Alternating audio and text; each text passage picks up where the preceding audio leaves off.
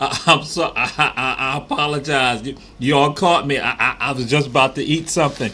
My. Um, uh, Welcome to Run Tell That, and this is another special Run Tell That. Cause we're dealing with family, food, and the time. So again, some of y'all saw some of this before, but we got to come back to it because again, it's that atmosphere. As we told y'all, we had the time period that people gathered together as family, that eat turkey and all this hams, all the other stuff like that, veggie dishes, all that. This is that time period, and we are doing that right now. This is a great time period for us, and so this is what's going on.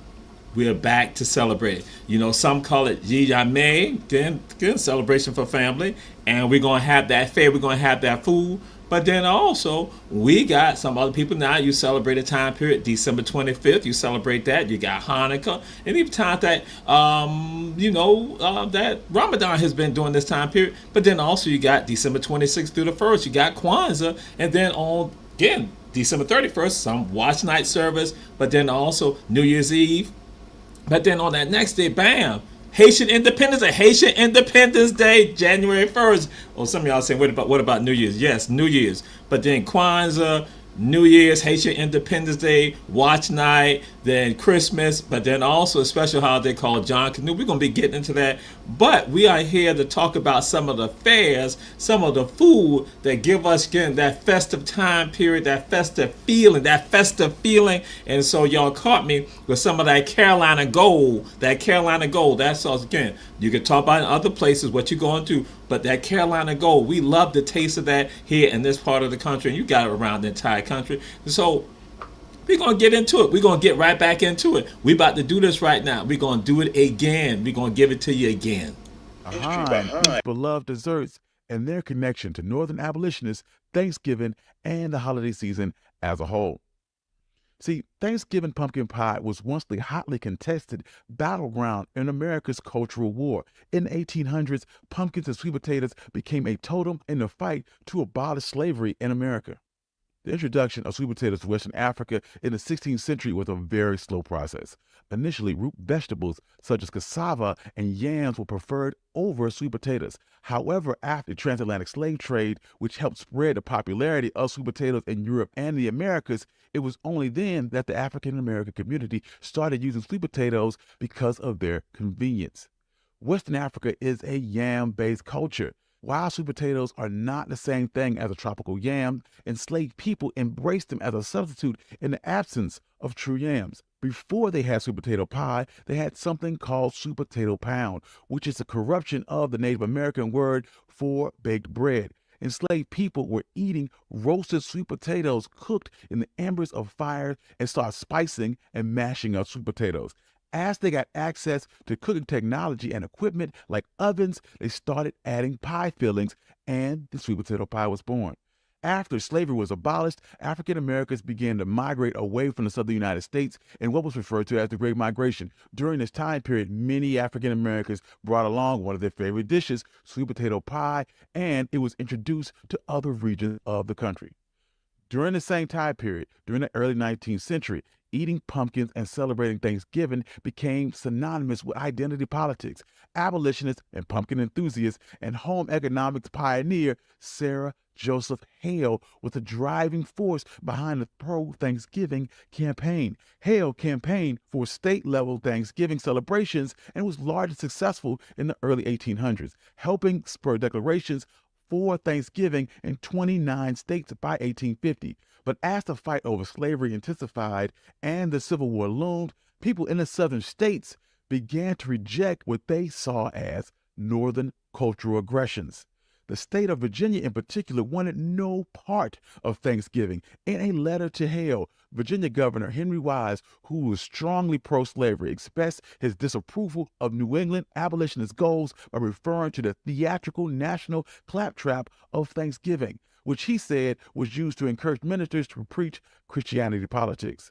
Still, in 1863, Abraham Lincoln would declare the last Thursday in November as the National Day of Thanksgiving. Lincoln hoped that this holiday would serve in some way to heal the wounds of the nation and restore it. And since then, Every president has kept that tradition alive. Still, some members of the Confederacy were unhappy with the Thanksgiving celebration and perceived it as a political move. They were especially unhappy with what they saw as a New Englander attempting to dictate how they should live. So for many years after the Civil War, Southerners refused to celebrate Thanksgiving and refused to eat pumpkin pie. It was not until after Reconstruction that Southern states began to accept Thanksgiving, and it wasn't until 1941 that Thanksgiving holiday was officially recognized into federal law.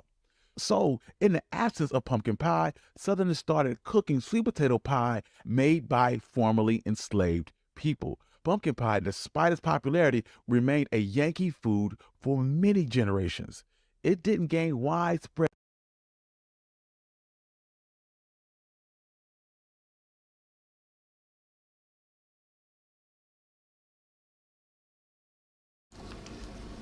I was caught up. I got some of this peach cobbler. I apologize. This peach cobbler from Kim's Cafe, 714 MLK Junior Boulevard.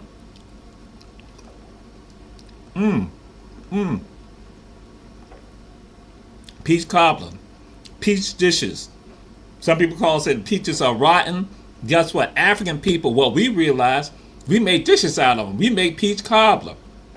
Somebody else says rotten, but we know how to make it something good. And that's a part of our story. That's a part of our history. That's about, about to choke. Some of our culinary traditions. And so guess what? That's what we're dealing with. We're dealing with culinary traditions that are part of the fabric of our families, a part of our festive time periods. Because again, we make it much more expansive than what the tradition has been. You know, with regard to people just saying about the giving of gifts, guess what? There's more to it. It's about families coming together. And there's going to be a story that we're going to be dealing with later on. But we want to give some of you some of the stories, because some of y'all heard it before with regards to what we did before doing in November. But we said we got November, December, and January, and that we need to understand why food is important to us, and especially when we come together as family. And so this next one, this is something true that gets a little controversial for some people, but we got someone by the name of Keisha Gibson Carter.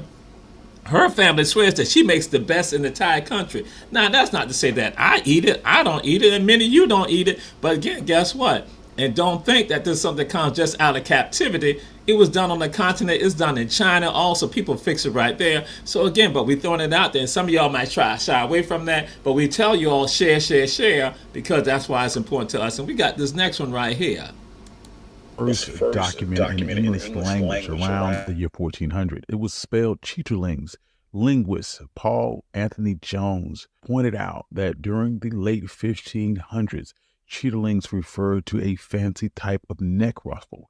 It's possible that the name came about from their frilly edges resembled the internal folds of an animal's intestines.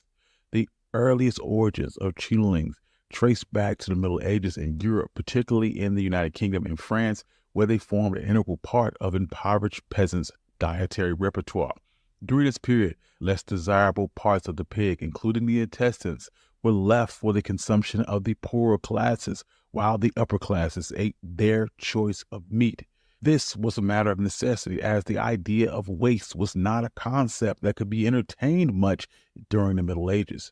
During that same time period, cooking chitlins was a labor-intensive task involving washing, boiling, often frying before they could be consumed. They were often boiled with onions and covered in a sauce made from a broth. In 1743, the British cookbook entitled The Lady's Companion, or The Infallible Guide to the Fair Sex, included a recipe for calf chitterlings. This dish was essentially a type of sausage that contained bacon and offal, which is a variety of internal organs of an animal, all inside the casing of a calf intestine. The reason was given for using calf intestines instead of the usual pig intestines was because the recipe was meant for the summer, when pigs were not commonly slaughtered. This recipe was later shared by Arthur Hannah Glass in the famous 1784 cookbook, The Art of Cookery. Meanwhile, in Asia, chitterlings were adopted into local cuisine with a variety of preparation methods and seasoning, and in keeping in regional culinary standards. In China, for instance, chitterlings had been cooked for over 1,000 years, and they were often used in stews, braises, and in stir fries. While chitterlings were familiar to some cultures in Africa, they were primarily introduced to the diets of enslaved Africans in the Americas during their enslavement. The plantation owners would often slaughter pigs for their meat, reserving the premium cuts for themselves. The leftover parts of the pig, feet, the head, the heart, the neck bones, and the intestines were often given to the enslaved. Hence, chitterlings or chitlins became a regular feature on the tables of the enslaved. Unlike other soul foods that had a common lineage in Southern cuisine, chitlins remained strong ties to their African heritage. This connection stemmed from the West African tradition of eating all edible parts of plants and animals. These foods helped maintain the enslaved survival in the United States, and they were forced to rely heavily on chitlins because they were both cheap and readily available. To make the most out of less desirable parts, the enslaved will often slow cook or boil their chitlins, usually adding inexpensive vegetables. This was an effective way to get many nutrients out of the meat as possible. Even though their diet was mainly filled with carbohydrates, this process shows how enslaved people were resourceful in making the most out of a tough situation and provides their resilience and ability to create nutritious meals out of leftovers. The preparation of chitlins would then evolve into an art form. The meticulous task of cleaning, preparing, and cooking. The cooking method was often slow and designed to tenderize the tough meat and sought to enhance the flavor with already available seasonings such as onions, garlic, chili, and vinegar. These cooking methodologies witnessed an evolution over time was based on the ingredients that they had on hand or regional leanings, displaying the creativity and adaptability of enslaved Africans in the face of stark adversity. In the post-emancipation era, popularity of chitlins continued despite segregation laws, underscoring their cultural significance. Many restaurants serve chitlins as a part of their range of dishes, now referred to as soul food.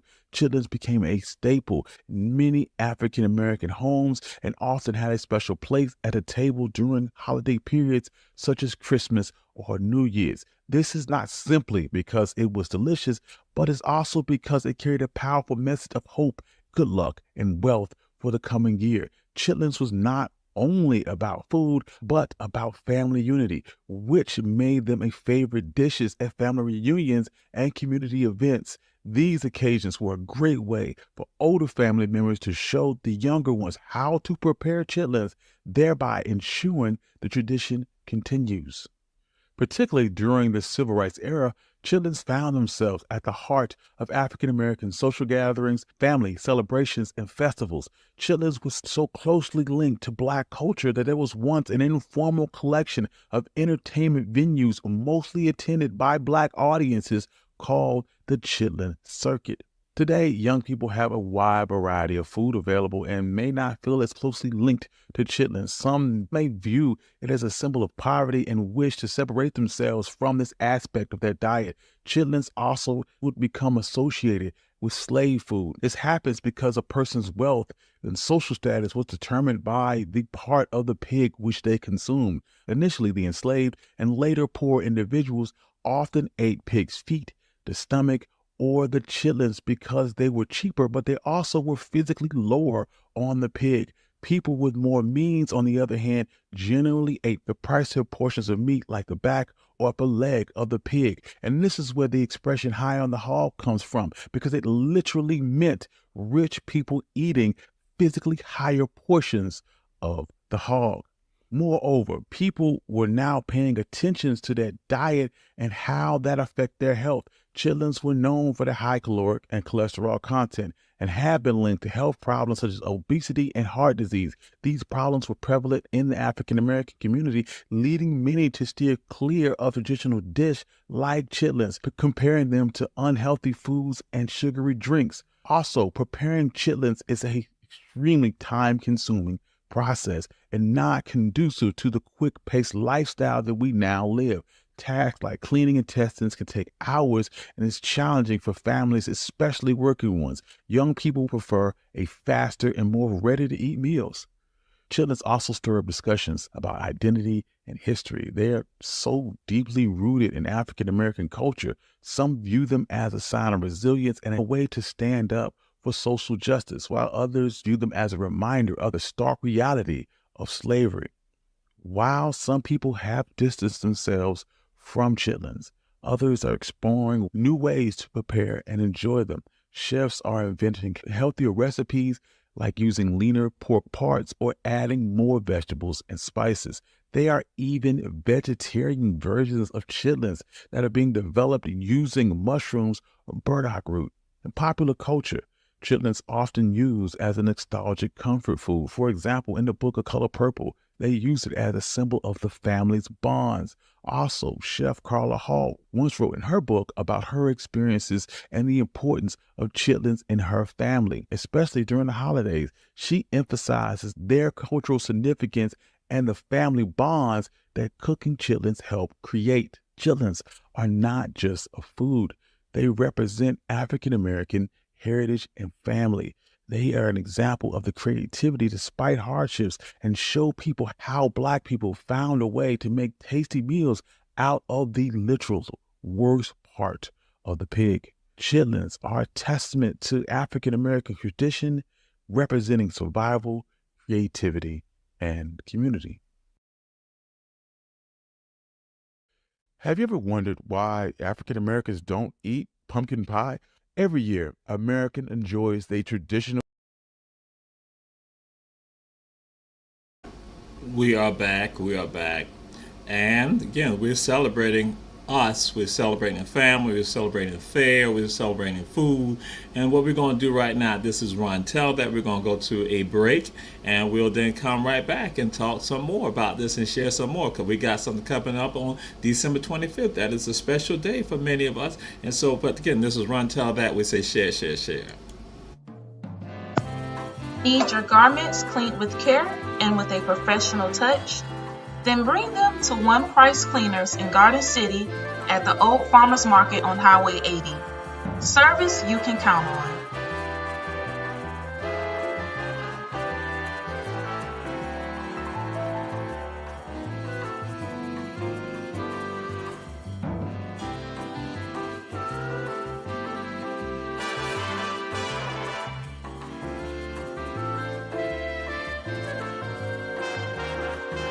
Oh, I mean my friend, your Savannah homeboy, Clarence Thomas, made sure that I don't go to prison. So Julius is in there talking to Trump. Ooh, I'm telling.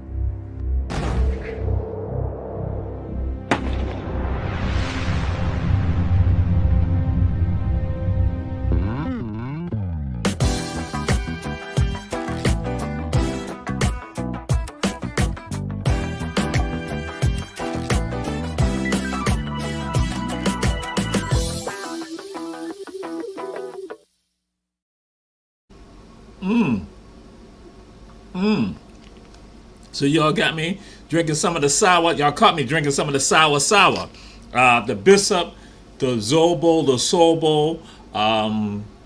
Some call it sorrel. Some call it roselle. Others call it hibiscus. And so what occurred in one of the videos, you heard them go and talk about that for African people, we use it all, of the plants and also the animals, that again, they can provide us with nutrition. That's our tradition. And so for some of y'all know, y'all heard me discuss this right here, that we don't use the hibiscus rice. That sorrel, that roselle. You just make a drink out of it, but you can also eat the leaves. That's a part of our tradition. Again, it helps with regards to our nutrition, our health, and that's physically, mentally, and some even going to say with regard to sexually, it helps with regard to that. So again, tradition. But again, get back to what I'm supposed to be saying to y'all. Support our supporters. That is One Price Cleaners, located in the Farmers Market in Garden City on Highway 80, and Kim's Cafe at 714 MLK Jr. Boulevard, and Chef Food and Gas. Don't ride by, stop by. And Davis Johnson Bozeman Law Firm, with offices in Savannah, Atlanta, and Statesboro. So we are back. This is Ron Tell that. We say share, share, share. And what we're talking about again, the food, the fair, the fun, the family. because that's what happened during this time period. Because we saw it happen in November. Because we see us coming together, and again the harvest time, all that coming into play. And then we harvest our family. We harvest that family love. We bring it together, and a part of the nutrients going into the soil of us as a family is the food. Again, the festivities all a part of it. And so again, we're going to deal with some more of the food, and that's what we're going to be getting into with y'all again. But that hibiscus, that red punch, during Juneteenth, that's what the red punch is supposed to be. It is supposed to be hibiscus. Yes. And guess what? Some people think that hibiscus is something tied to the Caribbean, not knowing that it goes right back home to Africa. Africa Vive. And some more Africa Vive right here. Have you ever wondered why black-eyed peas are considered lucky, or why we eat black-eyed peas at all? Well, today we're going to talk about the history of African Americans and black-eyed peas. Domesticated in Western Africa around 3000 BC, the birthplace of this legume known as the black-eyed pea.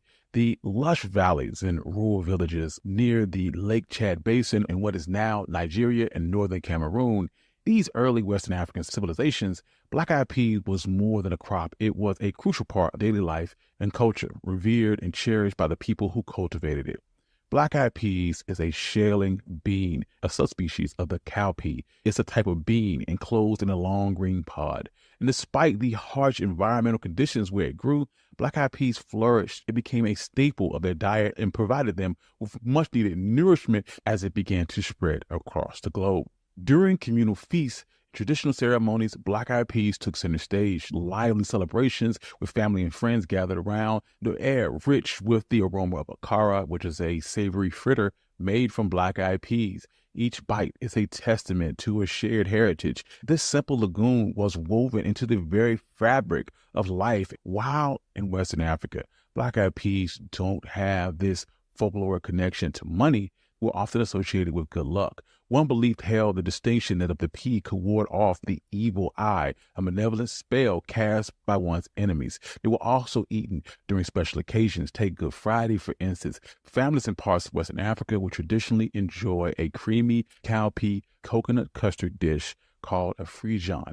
And some Western African religions, black-eyed peas are prepared as offerings to deities on ceremonial days because it's believed to be their favorite food. However, this story takes a dark turn. During the transatlantic slave trade, Africans were torn from their homeland. Enslaved Africans were forced onto ships, but they held on to their cultural roots as tightly as they could. Among those roots was the black-eyed pea. Upon arriving in plantations in the American South, the enslaved Africans planted the pea in unfamiliar soil, seeking a connection to their lost heritage. Those peas, much like the enslaved Africans, were resilient. They flourished in rugged conditions and became a crucial part of their diet. Boiled, mashed, and tossed in stews, black-eyed peas provided essential nutrients that helped them sustain through their grueling labor. Soon, black-eyed peas became a significant part of Southern culture. Embraced by enslaved people, it was eventually adopted by their white enslavers. It became known as the poor man's meat due to its nutritious qualities. The resilience of these little legumes symbolized the endurance and adaptability of the people who depended on them. But this doesn't explain how black-eyed peas came to be associated with New Year's Day. The tradition of eating black-eyed peas on New Year's Day is steeped in history and some cultural lore. It all began ironically in Western Europe, where New Year's Day customs included a practice known as first footing. According to Ralph Whitlock's book, The Search for Lost Gods, A Guide to British Folklore, the first person to step within the threshold of a home on New Year's Day morning needed to be dark-haired, which is believed to bring good luck. Often the person would bring gifts of coal and bread, which symbolized the wish for the house to be abundant in fuel and food throughout the coming year. People believed that whatever happened on the first day, good or bad, would set the tone for the rest of the year. Over time, the tradition evolved, especially in the American South. Instead of requiring a dark-haired stranger to knock on the door, people began to place black-eyed peas on their table. Enslaved Africans blended their own cultural beliefs with those of European settlers, influencing this change because black-eyed peas was already considered lucky in Western Africa. But there's also a story behind how black eyed peas began to symbolize luck in the southern United States, and it's linked to the Civil War, specifically Sherman's March to the Sea in 1864. Major William Tecumseh Sherman led a brutal campaign from Atlanta to Savannah, determined to cripple the Confederate war effort. His troops left a path of destruction, stripping households of food supplies and livestock. As Southern families emerged from hiding, they faced the grim reality of starvation. In this despair, a particular form of salvation emerged. Union troops, deeming black eyed peas only fit for livestock, left silos of them behind. This forgotten pea provided crucial nourishment for numerous Southerners, providing a vital food source in the aftermath of Sherman's scorched earth strategy. This fortunate discovery led to a new tradition, along with that of enslaved Africans, of eating black-eyed peas on New Year in the hopes of garnering good luck for the coming year. After the Civil War, freed African Americans faced the monumental task of rebuilding their lives. Despite oppression, they found strength in the shared culinary practices, with black-eyed peas continuing to play a central role. Beyond the historical context, black-eyed peas also hold a special place in culinary traditions because they resemble coins. These peas were believed to bring monetary prosperity when consumed during New Year's celebrations. This belief, rooted in African customs, was passed down through generations and blended with Southern culinary practices. The legacy of these traditions continues in dishes like Hoppin' John, which typically features black-eyed peas cooked with rice, pork, and spices. This is a dish that melds African cooking techniques along with Southern ingredients, symbolizing a blend of old and new worlds and reminding us of perseverance of those who came before us. Later, during the Great Migration, when millions of African Americans moved from the South to urban areas in the North, they once again took those culinary traditions with them. The black-eyed pea found its way into kitchens, Harlem, Chicago, and Detroit, symbolizing a peaceful home and a source of comfort in this unfamiliar environment. In contemporary times, black-eyed peas are celebrated not just for their traditional role, but for their nutritional value. They have become a favorite ingredient in various dishes, from soul food to modern culinary experiments, illustrating the adaptability and enduring relevance of the humble legume. Today, preparing a pot of black-eyed peas is an act of cultural preservation and celebration. It connects generations. It allows people to recall the past and create new memories, whether it enjoyed during family gatherings, community events, or quiet dinners. The humble black-eyed pea continues to tell a story of resilience, perseverance, and a shared heritage. Now, I know what some of y'all are probably saying. I know some of y'all gonna probably say for Hoppin' Johns that you don't use black-eyed peas. So what I tell folks, African people will use what's in their environments to make the dishes that still come from Africa. That's a part of what we call American cuisine. So again, some of y'all, some people get a little persnickety about that. They get a little touchy about Hoppin' Johns, how you make Hoppin' John. Some people gonna say it's gonna be red peas. You're gonna say the red peas. That's what they're gonna say. The red peas, the field peas. That's what they're gonna say. They're gonna say the Sea Island peas here. That's how you make Hoppin' Johns. That's what. So, but I tell folks, listen here. Folks use black-eyed peas also for Hoppin' Johns. So guess what? And y'all saw Hoppin' Johns also goes directly back to Africa. So some of this right here, what we're talking about, this is African tradition right here. One of the best parts of African history is tied to food. Tied to food. The food that we eat, that we call American cuisine, is African cuisine. And I tell people this often. I say, and we get caught up in trying to give credit to Popeyes and Colonel Sanders, when in actuality, it's our tradition, it's our foodways. So African people, when you are here in the Americas, so now let me go and share this with you. I said in the Americas. I say, so it don't matter if you're in South America, Central America, Mexico, U.S. or Canada, understand the foods that sometimes they try to attribute to Canada, the United States, Mexico, Central American nations, to South American nations, they try to attribute just like that. Just came out of that experience, the European experience, or the like, or they call it, the European Latin experience and all the other stuff like that, Spanish experience. Guess what? It goes right back to Africa. Because again, they brought the people over here, and again, that's a part of that exchange that they talk about. We bring the stuff with us, and so guess what? So now the food that we eat, other people claim it for somebody else, but guess what? It's our food, it's our story, and we need to embrace that. And so that's why this time period is about family. So again, black eyed peas, people want to eat this African dish around the entire United States. Around the entire United States, people are going to eat this African dish called Hoppin' Johns. So now let y'all know that my brother, chef, artist, BJ Dennis, researcher also, he was like, when they say some of those names like Hoppin' Johns, and so I throw it out there. Any of y'all familiar with Lazy Susan? Oh, excuse me, Limpin' Susan.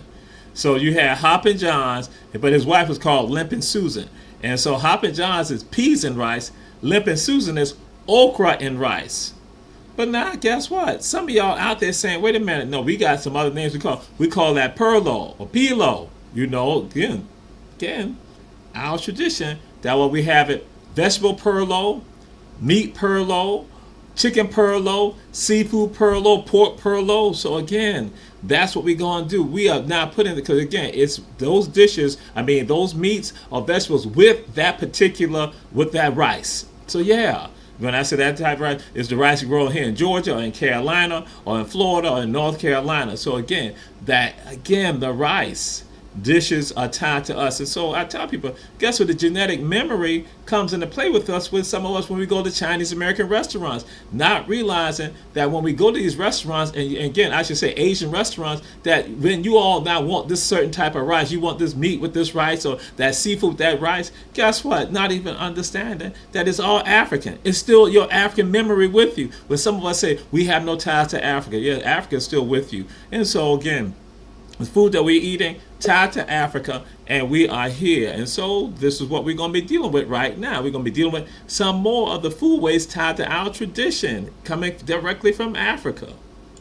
That's popular around the globe for their taste and their high concentration of vitamins A, C, and K. Collard greens are some of the oldest members of the cabbage family, also known as the tree cabbage. Originating in the eastern Mediterranean, the name collard is derived from colewort, which means the cabbage plant. Despite their name, collard greens do not grow tight heads like cabbages. Indeed, they are part of the cabbage family, but they're more closely similar to kale. Collard greens were made popular in Europe by the Greeks and the Romans. Ancient Greeks grew kale and collard greens together and made little distinction between the two. Historians are unsure on whether or not Romans discovered greens through the Greeks or if they started growing them independently. When the Romans went on their conquest of what is now the United Kingdom, they introduced collard greens to European diets around the 4th century BC. Their introduction to Africa, however, comes long before the transatlantic slave trade and became a dominant part of African people's diets, even to this day. Many countries in Africa, especially those in Eastern Africa, love the green leafy vegetable, which is known as sukuma wiki. Preparing the collard greens often involves boiling or steaming as they are served as accompaniments to either meat or fish. They can also be supportive ingredients in soups and stews or with other vegetables. After becoming a staple of European diets, collard greens were brought to the Americas by European settlers in the 17th century. This happened during a period known as the Columbian Exchange, which is an historical event involving the transfer of various goods, animals, plants, people, and even diseases between Europe, West Africa, and the Americas.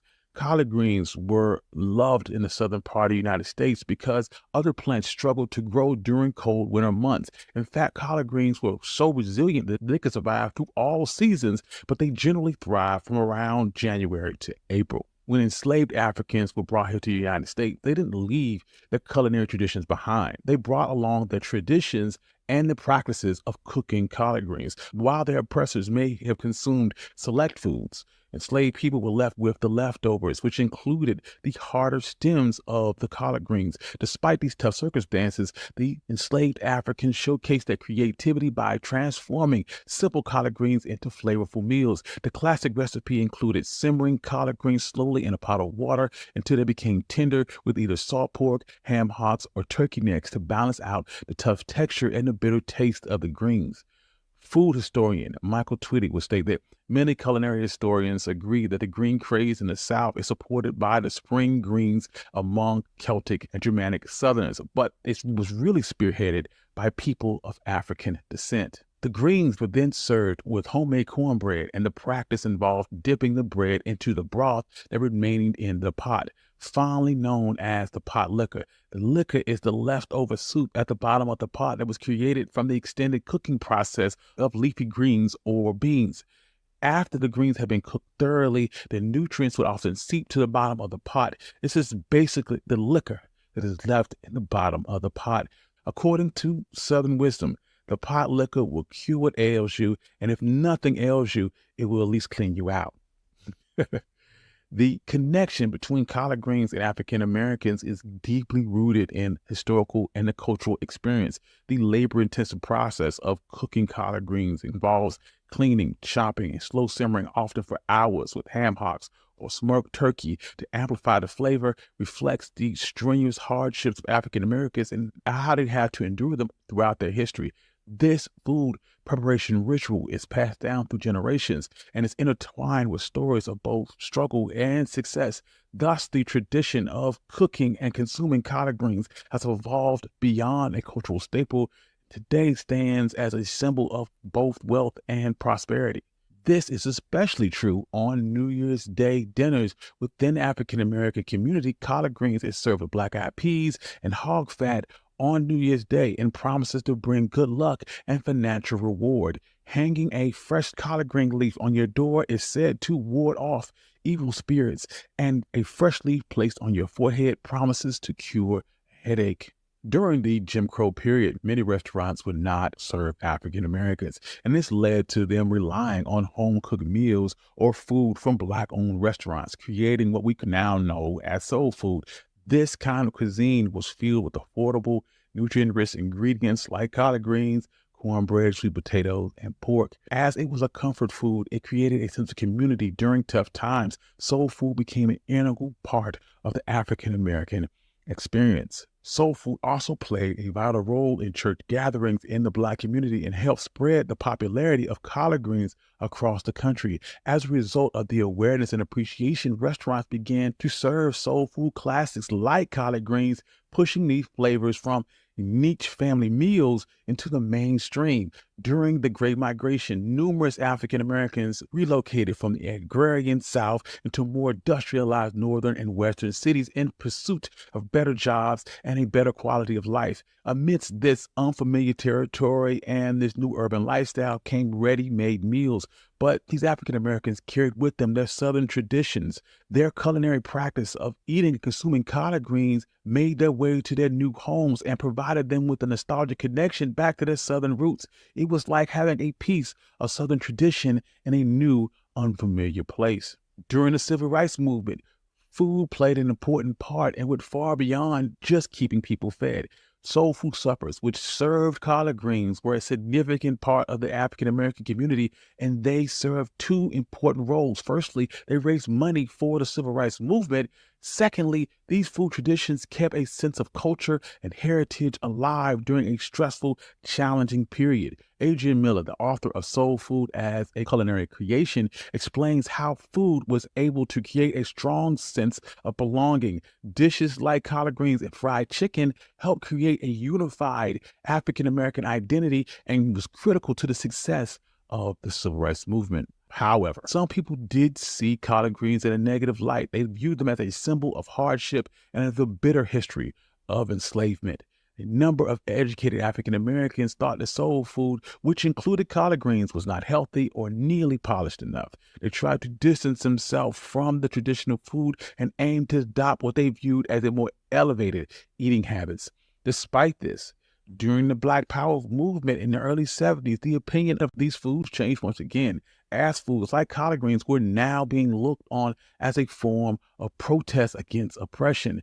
These foods were a way of celebrating African American culture and racial pride, despite the continual attempts to hold back and erase the African American historical experience. Views on collard greens have evolved a lot. since the civil rights movement and the Black Power movement. And even though the reputation of soul food being unhealthy has lingered, changes have started to happen in how these foods are being made. For example, traditional dishes like collard greens have begun to be slow cooked with healthier ingredients and less salt, and other methods like sauteing and stir frying were being used to try to keep the tradition alive while being considered more healthy. Today, collard greens have gained popularity due to their increasingly health-conscious individuals. They provide a high amount of vitamins A, C, and K, and fiber, as well as other minerals. Because of these beneficial nutrients, the African-American community in particular has started to recognize the healthiness of collard greens and try to highlight the nutrient-rich nature of the greens to shake off the negative opinion that surrounds soul food as a whole.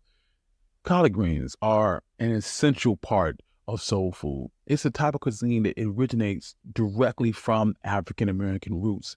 From the Night Watch, which is an event that remembers the Emancipation Proclamation, to casual get-togethers, family gatherings, and other traditional holidays, collard greens continue to signify a symbol of African-American history and heritage. So this time I did not let y'all catch me, did not let you catch me, because I don't have collard greens, but I got some getting the family. I got some spinach right here. I did not let y'all catch me eating the spinach that I got. And that Chef Kevin McPherson was the one who did the spinach salad. Salmon and spinach, because, you know, seafood is a part of our cuisine. African tradition. That's what we engage in. And so I was listening to it, and that's why we're moving on down. And so what we're going to do, we're going to take another break. This is Run Tell That. We're moving on down. We're about to get into some other things, too, with regards to our food, our tradition, our culture. So we're going to take this break. We'll be right back. This is Run Tell That.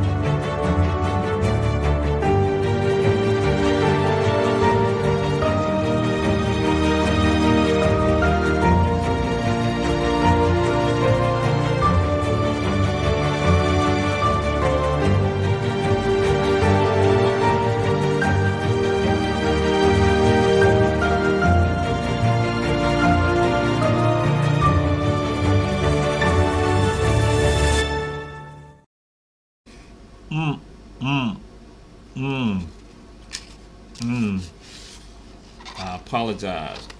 You caught me this time with some macaroni. Somebody said macaroni and cheese. We just said macaroni. You know that. Macaroni.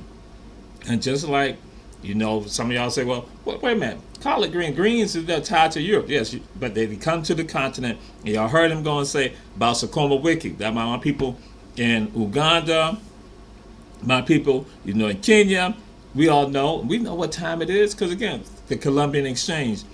So it becomes intimately tied to us, and then we also bring that rhythm and that rhyme right here to the South. So again, foodways, and so macaroni.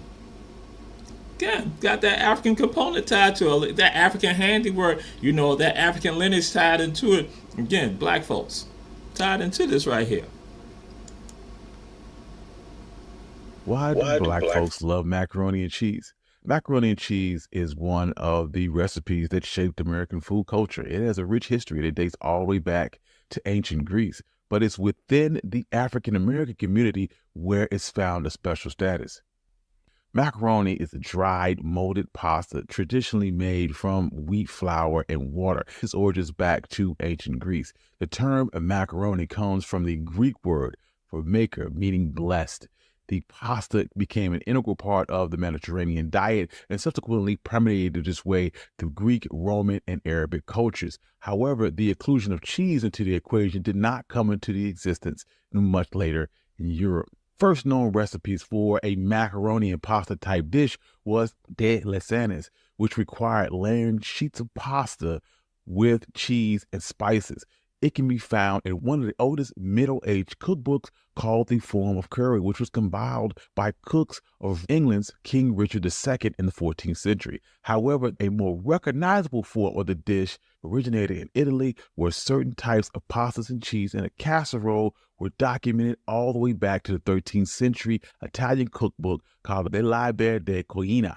But macaroni and cheese, as we know it, was introduced to the Americas by Thomas Jefferson, but he didn't cook the dish himself. During his tenure as an envoy in France, Thomas Jefferson enjoyed a similar type pasta dish in France, and he commissioned his enslaved black cook by the name of James Hemings to learn how to make it. James Hemings was the older brother of Sally Hemings, who was also the half-brother of Jefferson's deceased wife. In 1784, when Hemings was just 19 years old, he traveled with Jefferson and his daughter to Paris. In Paris, James trained under different French chefs. Over the next 5 years, he became a master of French cooking and got particularly good at cooking macaroni pie. This was a creamy pasta dish that eventually turned into what we know as macaroni and cheese. The recipe involved using whatever cheese he had on hand, layering it in between buttered macaroni mixed with milk. He would then cook it in a Dutch oven, which he placed over a fireplace, and hot coals would be placed over the lid to bake the macaroni and cheese. Even though Hemings' crucial contribution to cooking and he was famous as a chef, he remained relatively unknown. This was because he was still enslaved under Thomas Jefferson until 1796, and he was one of only 2 slaves that Jefferson set free, and that was only under the condition that James would teach his younger brother, Peter, to take over in his place as Jefferson's cook of the household. Peter Hemings would then serve the dish at a state dinner in 1802, making it famous. Unfortunately for James, he would pass away at 36 in 1801, but Hemings' most important impact on American food culture was his introduction, macaroni and cheese. Adrian Miller, who is the author of Black Smoke, African Americans in the United States of Barbecue, explains about Hemings that its story is a metaphor for African American cooking and our experience in this country. It's the story of innovation and virtuosity. Often African American cooks get overlooked for our contributions and our accomplishments. In the early 19th century, the dish we call macaroni and cheese was primarily a food of the elite. This was because dried macaroni was not commonly accessible and Americans didn't know how to make good quality pasta. In addition to this, Italian cheeses, which was a key ingredient in macaroni and cheese, was too expensive for most Americans.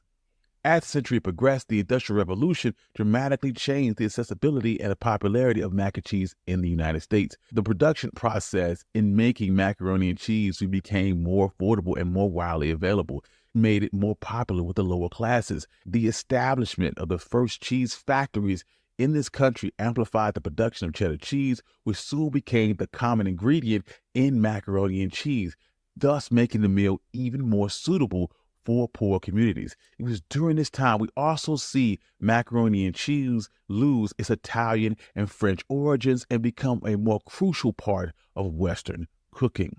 For the African American community, after emancipation, the dish bore 2 distinct identities and varied in significance.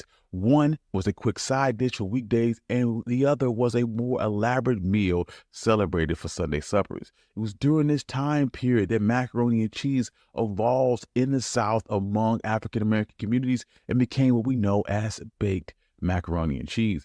This dish was also based in hard times when the Black community desired to dress up their macaroni and cheese, thus began a tradition of baking layers of macaroni and cheese. During the Great Migration, where African Americans moved from the South to northern industrial centers, this continued to spread in the popularity of macaroni and cheese, thus making it a well-known dish within the Black community across the United States.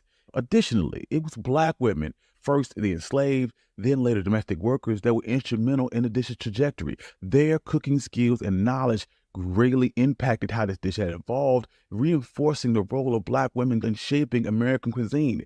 With macaroni and cheese becoming a common dish among Black families, it began to reflect the craft and ingenuity of these Black women.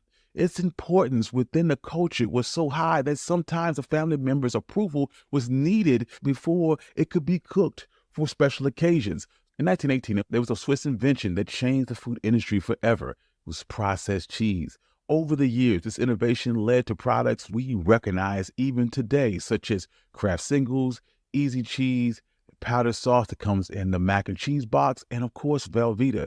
This is when macaroni and cheese really took off. In 1937, Kraft launched its boxed macaroni and cheese. It was a cost-effective meal choice in one simple box. Priced at only 19 cents, it could feed a family of 4. Consumers responded strongly to the reliable, affordable meal option, and in just 1 year, Kraft sold 8 million boxes of boxed macaroni and cheese. During World War II, food rationing and tightened domestic spending, this made Kraft boxed macaroni and cheese even more appreciated as a food staple. Shoppers found that they could purchase 2 boxes of macaroni and cheese with only 1 food stamp. It was during these years that boxed macaroni and cheese earned its reputation as American treasured comfort food. Macaroni and cheese became a reflection of the United States with its convenient packaging and industrialization. It was the ideal American food. Pasta and processed cheese. They were very cheap to make. It was easy to ship and store, and it was very filling. While African American families did opt for this cheaper, easier to make meal, they didn't relinquish the tradition of preparing baked macaroni and cheese from scratch for special occasions. Macaroni and cheese continued to be an essential part of family gatherings and special meals in the Black community, particularly during the holidays such as Thanksgiving and Christmas. It was considered more than an everyday comfort food. It was an integral part of celebratory feasts and cherished symbolic representation of the community cohesion. While there are many ways to prepare this dish, there was a standardization of the recipe that happened in Black kitchens in the 50s when it was referred to as soul mac and cheese. This consisted of macaroni, a substantial portion of cheese, butter, milk, often topped with breadcrumbs or cheese, which is baked to achieve a golden crust. During the 60s, mac and cheese became an even more integral part of the community. It was a symbol of the community's strength and unity. During this time of the civil rights movement, mac and cheese was a common dish at gatherings and meetings, and women who were referred to as movement mothers handed down coveted recipes and their techniques, and mac and cheese became to symbolize more than comfort food. It stood as an emblem of community strength, unity, and resistance in the face of racial inequalities and systemic prejudices. That tradition continues today, with mac and cheese still being a significant part of Black cultural cuisine. Its ceremonial presence during the holidays and family gatherings and religious events, it goes beyond just a hearty pasta to a cultural icon that has ingrained itself in our shared history and identity. Despite the stereotypes and stigma that continue to categorize mac and cheese as an unhealthy soul food, mac and cheese continues to evolve in Black kitchens. Chefs keep adding their own twists to the classic recipe while respecting its historical importance. They continue to reinvent this comfort food and inserting their own personal. So I'll share this with you. My daughter does this excellent jalapeno macaroni. Again, you know, they're mac and cheese, but she does an excellent jalapeno that she throw in the jalapenos. Again, you know, she throw it in the owl peppers. If it's from fish peppers and all that, she put that in there. So my daughter does an excellent job. That's why we say that twist, that's what goes on. And so this is a twist too. Now, during this time period in December, for many people, what happened, people like talk about the gifts, and people get caught into the games and the trinkets and all this other stuff for many of their children and many of their family members. Guess what? Some people, guess what they got during this time period right here? They got fruits. They got grapefruits. They got oranges. They got fruits during this time period, right? This is what they got. And so I look at people today when some of us scream and holler and say we got to make sure we got a good time period, you know, for our children, you know, because again, we got to give them all these other gifts. But for some people, what they got were fruits. Yes, that's a part of our story. They gave them fruits during this time period. And this time period I was going to get into, I thought we were going to have a little bit more time, but instead, December 25th was important to us because that's a holiday that our people celebrated in the northern part of the Gullah Geechee area called John Canoe. Some people hear John Canoe, they think BAM in the Caribbean. John Canoe done also right here in this part of the country. John Canoe. Once a year, after all the harvest was gathered, after all the chores were done, they were allowed one day of freedom. And they chose John Canoe, that grand parade led by the fancy man in his tall hat and fancy clothes, followed by the rag man in his costume of many colors, each rag representing his ancestry and the movement of freedom as they went from town to town and door to door. And after each performance, they would go up to the door, knock on that door, and the master himself would come out and drop a coin in his old tin cup. John Canoe, can't you hear the drums? Can't you hear? Now, with regard to the John Canoe celebration, I'm going to put this up, but again, you look at it. John Canoe was celebrated on Christmas Day, December 25th. For African people, they were not concerned about Christmas, but John Canoe. John Canoe was also tied to liberation, tied to satire, because again, and these the Goombay boss, people talk the Goombay, like how people say Africa did not remain with us. Yes, Africa lived with us. And so with regard to that, under John Canoe, we saw that celebration. We heard the people that you had Harriet Jacobs and others go and talk about what will go on, that again, that everybody rose up on the morning of this Christmas Day for the John Canoe. And with regard to the John Canoe, when I talk about satire, that's what happened. That Africa is now out of the entire year. That was the one day that they could not make a mockery of Caucasians, the people who held them in captivity, the people who had oppressed them. That was the day. And so people used that. They had outfits. They had outfits on that, again, they had pieces of cloth that represent those family members that were lost. John Canoe was a celebration that was done here in the northern part of the Gullah Geechee area and is tied to, again, our tradition, our food ways, tied to the festive times. And so, again, we have Aunt Giving, G.I. May, we have John Canoe, we have Watch Night, we have IET Haiti's Independence Day, and then again, some go on with regards to New Year's Day, but then also Kwanzaa. So we're going to end with regards to this. This has been Run Tell That. We say share all our shows on Our Black Media, and we say to you all, check out all our shows and support us in Hot 2100 Savannah, our digital radio station. This again, we'll see you all next week.